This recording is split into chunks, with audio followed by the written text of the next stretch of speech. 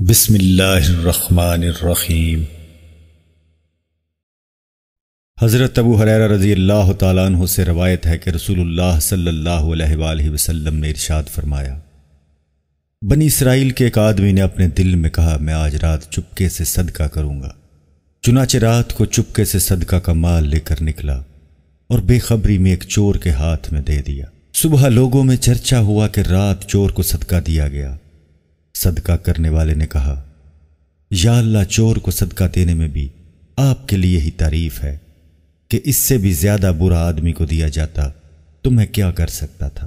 پھر اس نے عزم کیا کہ آج رات بھی صدقہ ضرور کروں گا، پہلا تو ضائع ہو گیا۔ چنانچہ رات کو صدقہ کا مال لے کر نکلا اور بے خبری میں صدقہ ایک بدکار عورت کو دے دیا۔ صبح چرچا ہوا کہ آج رات بدکار عورت کو صدقہ دیا گیا۔ اس نے کہا، اے اللہ، بدکار عورت کو صدقہ دینے میں بھی آپ ہی کے لیے تعریف ہے کہ میرا مال تو اس قابل بھی نہ تھا۔ پھر تیسری مرتبہ ارادہ کیا کہ آج رات ضرور صدقہ کروں گا۔ چنانچہ رات کو صدقہ کا مال لے کر نکلا اور اسے ایک مالدار کے ہاتھ میں دے دیا۔ صبح چرچا ہوا کہ رات مالدار کو صدقہ دیا گیا۔ صدقہ دینے والے نے کہا، یا اللہ، چور، بدکار عورت اور مالدار کو صدقہ دینے پر آپ ہی کے لیے تعریف ہے کہ میرا مال تو ایسے لوگوں کو دینے کے قابل بھی نہ تھا۔ خواب میں بتایا گیا کہ تیرا صدقہ قبول ہو گیا ہے۔